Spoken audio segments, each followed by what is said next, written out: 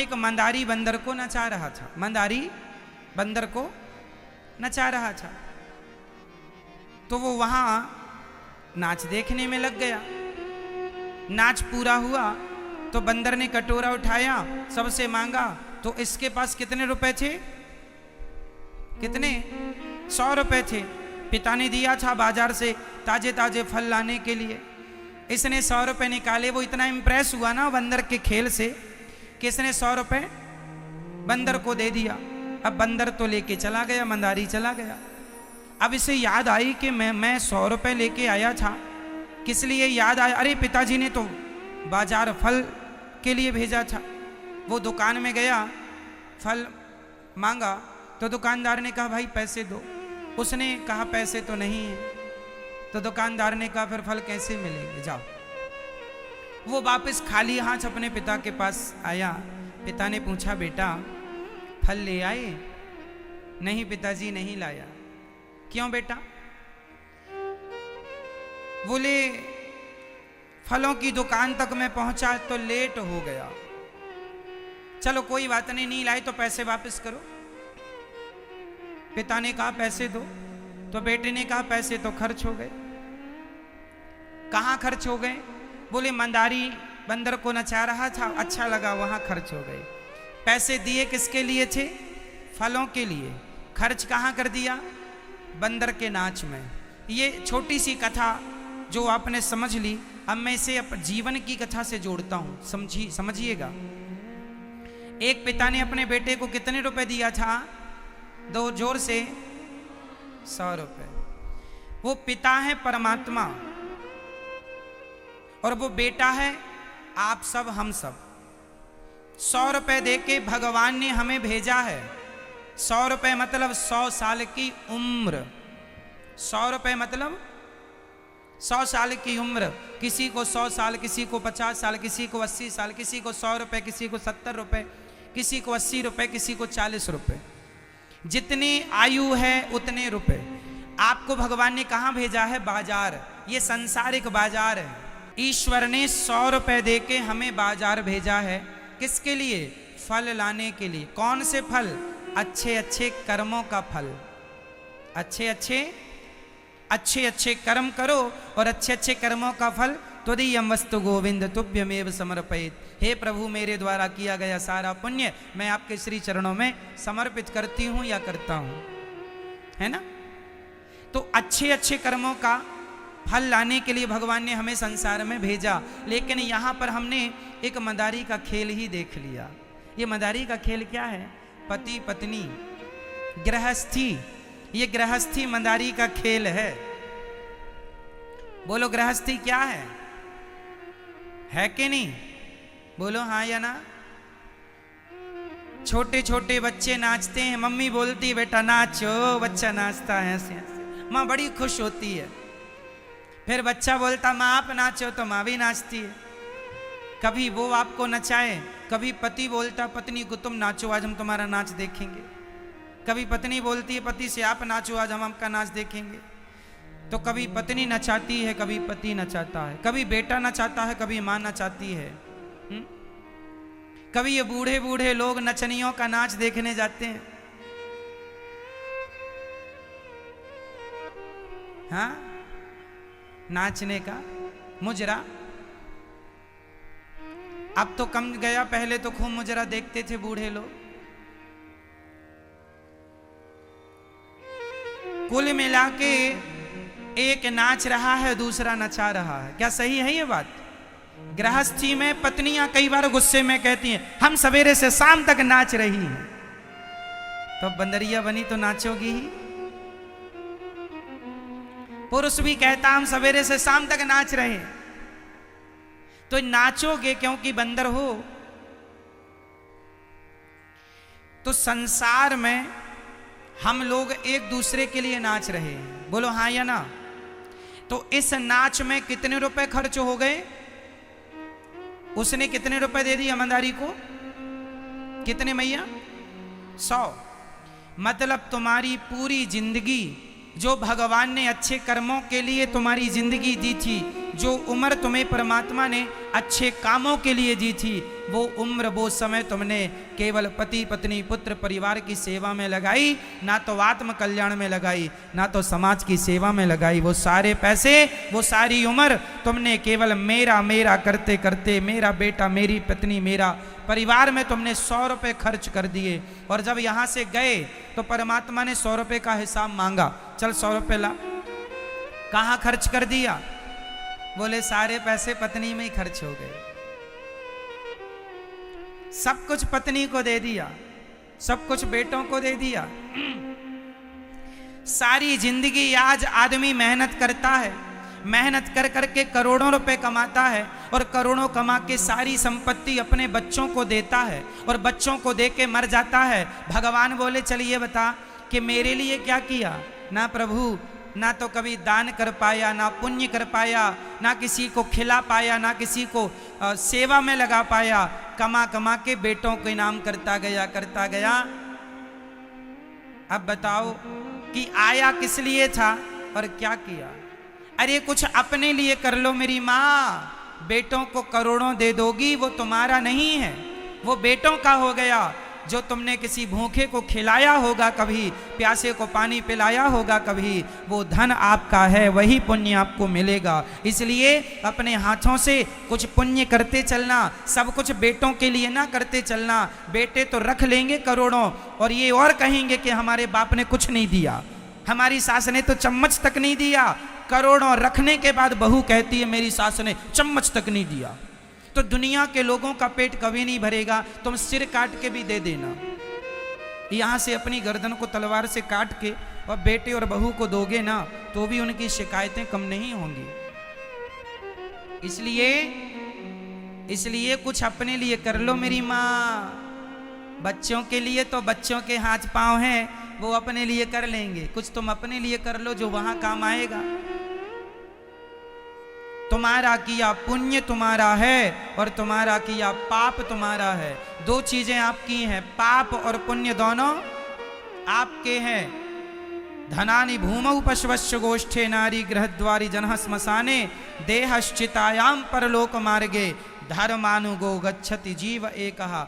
मनुष्य के द्वारा किया गया पुण्य, किया गया धर्म उसका साथी बनता है। ना बेटा साथी बनेगा, ना पत्नी, पत्नी बेटा परिवार सब यहाँ के साथी हैं। वहाँ का साथी तो केवल हमारा धर्म है, जो पुण्य किया है वो आपका है।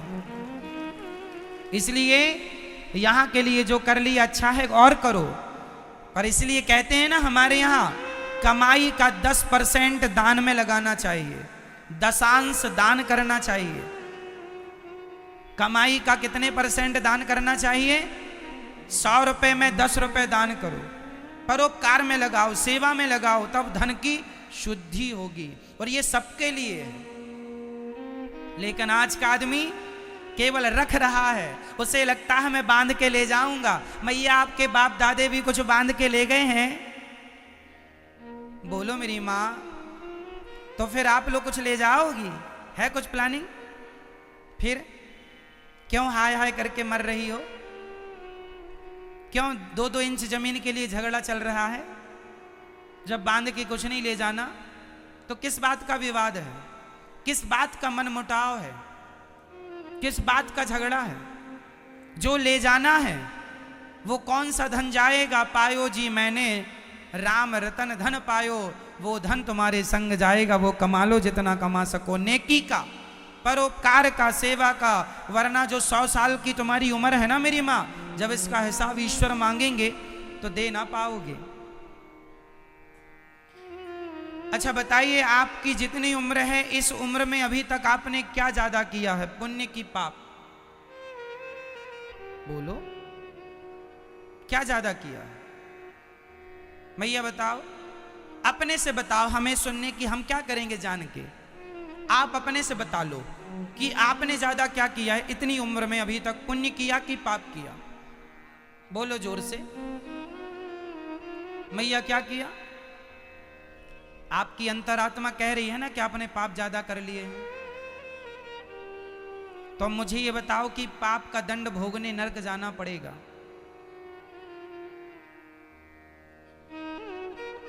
तो अभी भी आप जान रहे हैं कि ये गलत है, फिर भी आप गलत काम कर रहे हैं, इसका जिम्मेदार कौन है?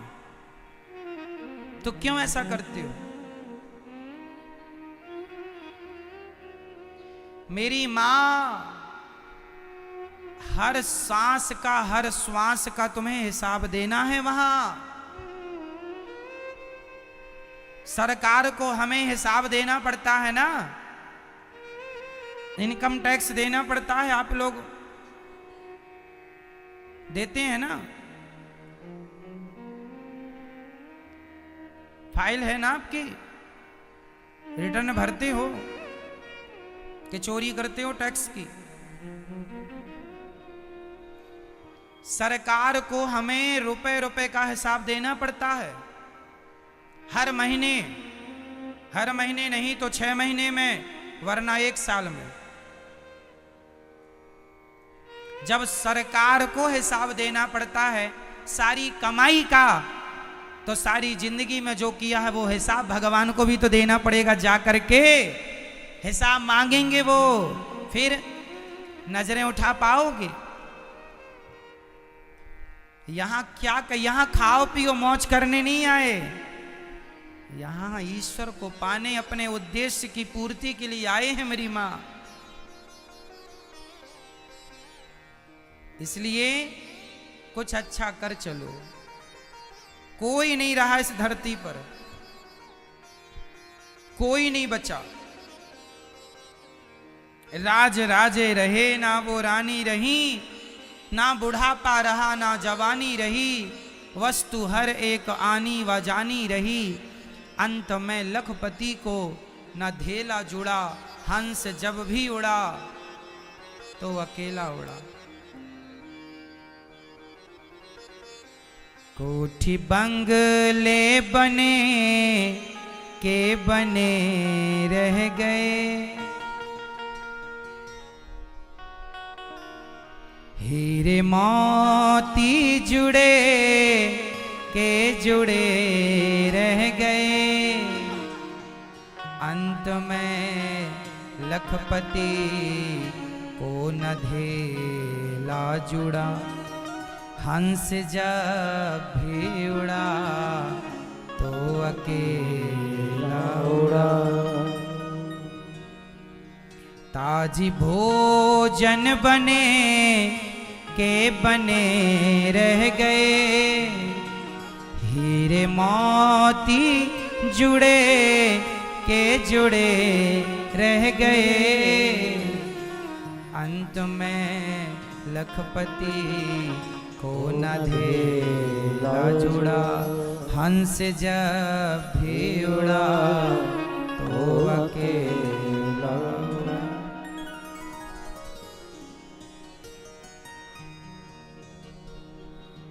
सबको मरना पड़ेगा।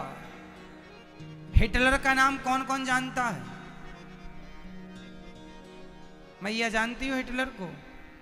मैया आप जानती हो? नहीं जानती? एक हिटलर नाम का व्यक्ति था, उसने लाखों लोगों को मारा था। कैसे मारता था? बड़ी भट्टी बनवा रखी थी, आग जलती थी। यदुहियों को, सबसे ज्यादा उसने यदुही धर्म के लोगों को मारा था। इस धरती का आज तक के, धरती जब से बनी है तब से लेके आज तक का सबसे क्रूर व्यक्ति हिटलर माना गया। सबसे क्रूर व्यक्ति है। आग जलती थी, छोटे छोटे बच्चों को ले जाके आग में फेंक देता था, स्त्रियों को आग में फेंक देता था, पुरुषों को आग में ले जाके फेंक देता था। और उसे तड़पता हुआ, जब वो तड़पते चिल्लाए तो ये बहुत हंसता था। ये बच्चों की चीख सुन के हंसता था, ये लोगों का दर्द सुन के हंसता था। कितने लाख लोगों को मारा है? 1 लाख तो रिकॉर्ड है, मतलब लिखित में 1 लाख है, और जो लिख नहीं पाए ना जाने और कितने मारा होगा। लाखों लोगों की हत्या इसने, निर्मम हत्या की। अब मैं कहना यह चाहता हूं कि एक है हिटलर जो बड़ा दुष्ट था, और एक है श्रवण, जो अपने माता पिता की सेवा करते हैं। अब बताइए, आज 2022 चल रहा है, क्यों मैया? आज की डेट पर ना तो हिटलर है ना तो श्रवण है। समय ने सबको निगल लिया है।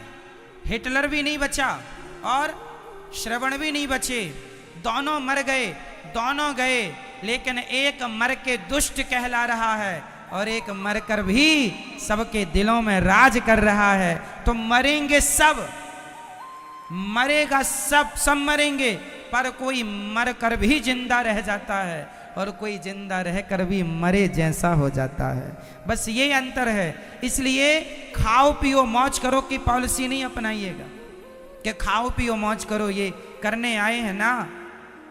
कबीरा जब पैदा भये जग हंसे हम रोए, अब करनी ऐसी कर चलो कि हम हंसें जग रोए।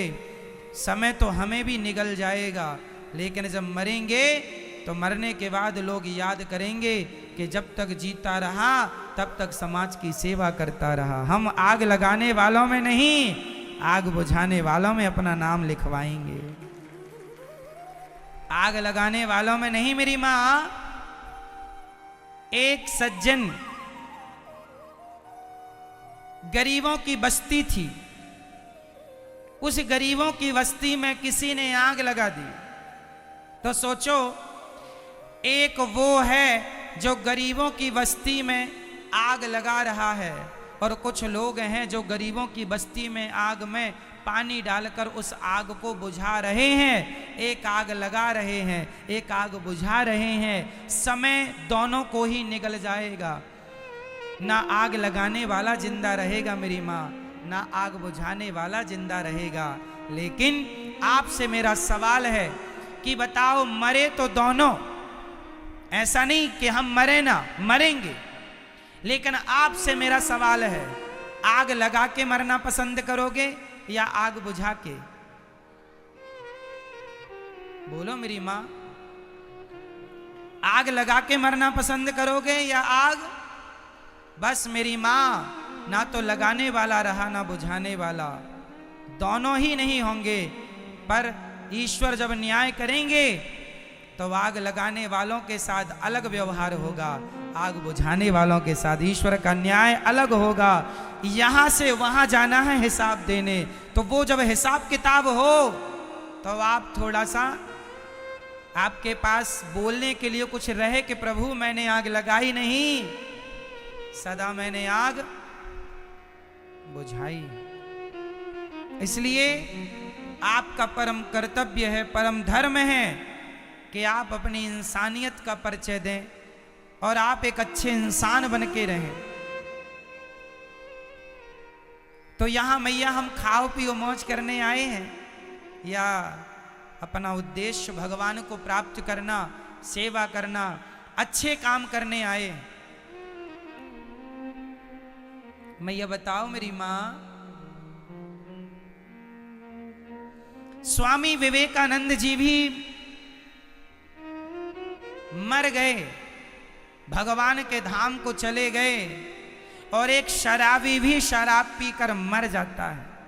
कितने शराबी मर गए होंगे, कितने मूर्ख मर गए होंगे। उन मूर्खों को आज तक किसने याद किया? पर एक विवेकानंद जी मरकर भी सबके दिलों में जिंदा रह रहे हैं। क्या है ये यही है कि जिसके लिए हम आए हैं वो उद्देश्य यही है कि हम मरकर भी जिंदा रहें। कुछ ऐसा कर जाना मेरी माँ